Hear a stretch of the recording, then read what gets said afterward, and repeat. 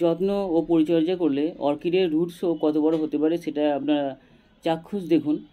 এটা হচ্ছে আমার একটা ইরাইস অডোরাটা আলবার গাছ, এবং এটা খুব ভালো গ্রো করছে আমাদের এই ক্লাইমেটে। প্রায় 7-8 বছর ধরে আমার কাছে আছে, একটা মোটা কাঠে উডেন লগে মাউন্ট করা রয়েছে। তো এটাকে রাখতে হয় ঠিক শেড নেটের অন্তত 2-2.5 ফুট কি 3 ফুট নিচে, যাতে এটা খুব ভালো লাইট থ্রাইভ করতে পারে। তো সানলাইটটা হচ্ছে মেন ফ্যাক্টর। খাবার দাবারের পরেও কিন্তু গাছের যেটা লাগে সেটা হচ্ছে যে লাইট।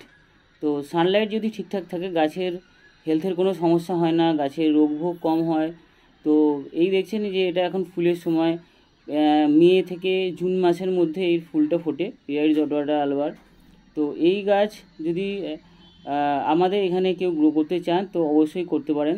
এবং এর যে কেয়ার ভিডিও, সেই কেয়ার ভিডিও কিন্তু আমি এই ডেসক্রিপশান বক্সে দিয়ে দেবো, আমার ভিডিও রয়েছে ডিটেলসে।